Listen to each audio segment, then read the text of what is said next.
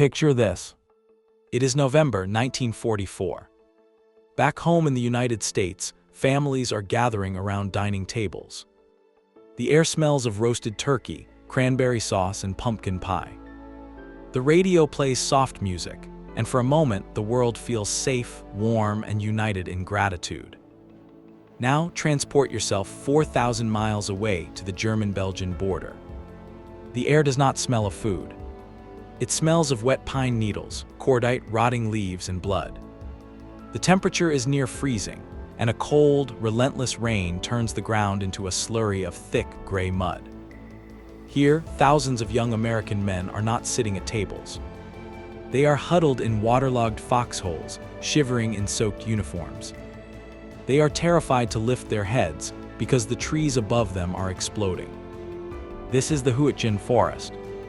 And on Thanksgiving Day, 1944, while America gave thanks for its blessings, its sons were fighting for their lives in a place they called the Green Hell. Welcome to the story of one of the darkest, bloodiest, and most overlooked chapters of World War II. This is the story of a battle that chewed up division after division, a battle fought in a dense, dark forest where superior American air power and tanks were rendered useless. This is the Battle of Hürtgen Forest. To understand how the Allies ended up in this nightmare, we have to look at the map of Europe in the autumn of 1944. Following the D-Day landings in June, Allied forces had swept across France with incredible speed, liberating Paris and pushing the German army back toward their own border. By September, the mood was euphoric. Many believed the war would be over by Christmas. But as the American First Army approached the German border, the supply lines were stretched thin and resistance stiffened. Standing between them and the Rhine River was a dense, 50-square-mile patch of woodland south of Aachen, the Hürtgen Forest. To the commanders looking at maps in warm tents miles away, the forest looked like just another obstacle to clear on the way to the Rhine. They worried that if they bypassed it, German forces concealed within the woods would launch a flank attack. So the order was given: clear the forest. It was a catastrophic miscalculation. The Hürtgen Forest was not just a collection of trees. It was a fortress designed by nature and fortified by man. The terrain was rugged, with steep ridges and deep ravines. The trees were tall monoculture firs, planted so closely together that in some places they blocked out the sun, leaving the forest floor in perpetual twilight, even at high noon.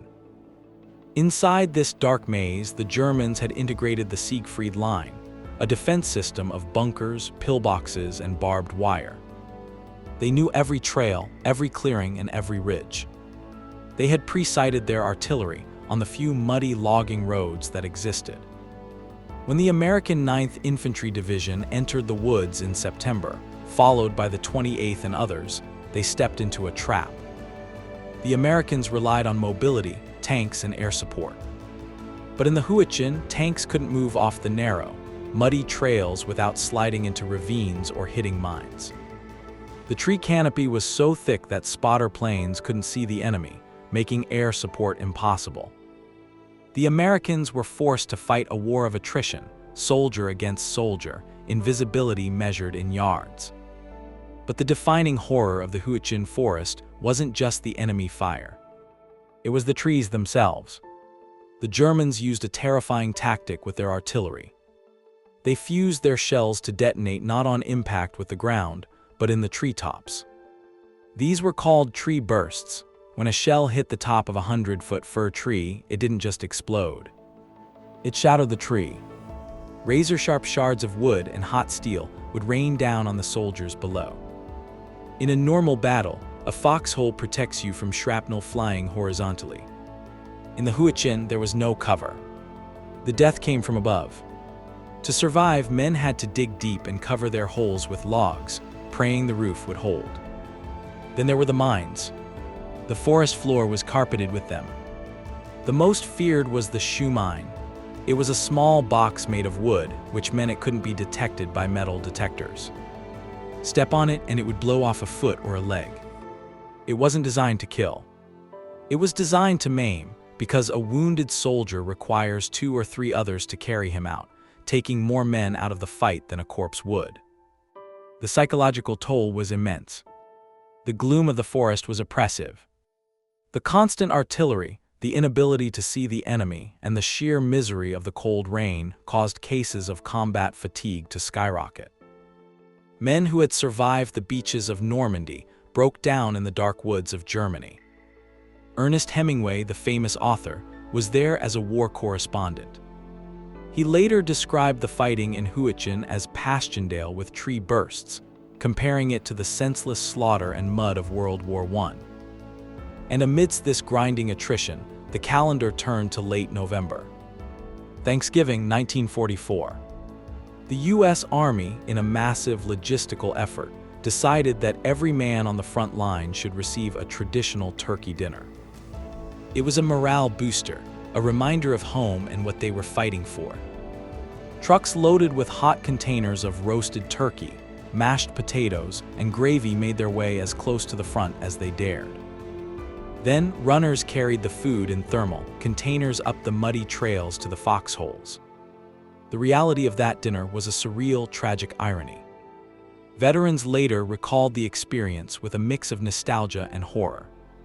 For many, the food was cold by the time it arrived.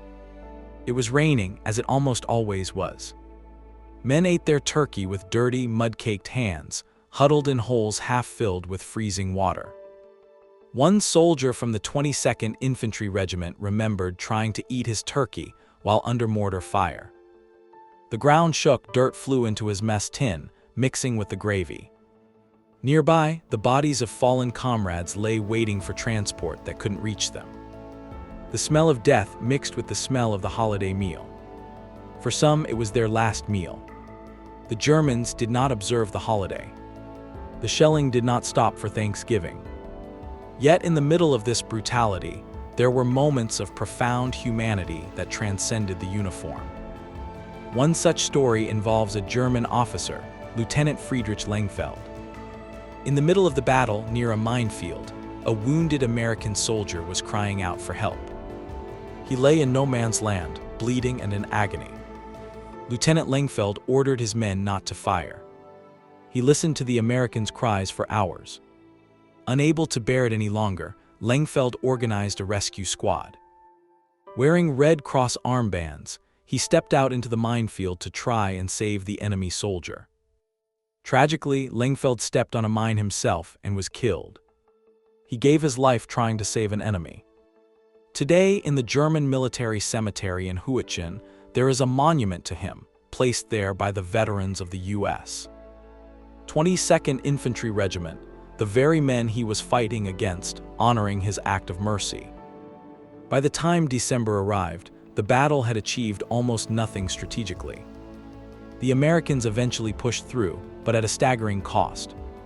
The Battle of Hürtgen Forest dragged on from September 1944 until February 1945.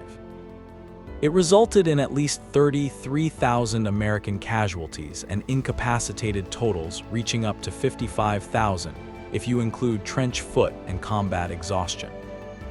It was a higher casualty rate than the landing at Omaha Beach. And yet, if you ask the average person about World War II, they probably haven't heard of it.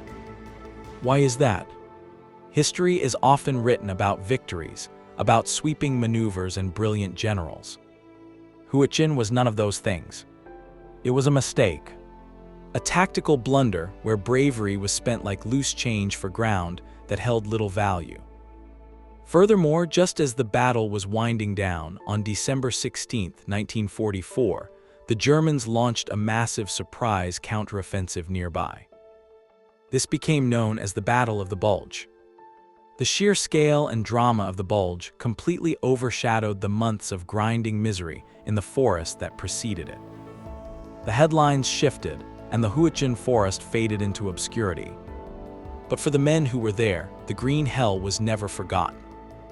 When we look back at Thanksgiving 1944, we shouldn't just think of the Norman Rockwell painting of the happy family. We should remember the 18-year-old shivering in a foxhole near the German border. We should remember the turkey dinner eaten in the rain, under the canopy of exploding trees. The Battle of Hürtgen Forest serves as a somber reminder of the reality of war. It wasn't always glorious. It wasn't always a clean march to victory. Sometimes it was just cold, dark, and deadly. As we reflect on history, let us give thanks not just for the victories, but for the endurance of those who suffered through the defeats and the stalemates. They held the line in the darkness so that others could eventually walk in the light. Thank you for listening. If you want to keep these stories alive, make sure to explore more about the forgotten battles of history. Because remembering is the least we can do. Thanks for watching. If you learned anything, or if I at least entertained you today, please consider hitting the like button and subscribing. The almighty algorithm decides who gets recommended my videos based on the amount of views versus likes and subscriptions. I wish I didn't have to ask, but please do consider pressing like and subscribe.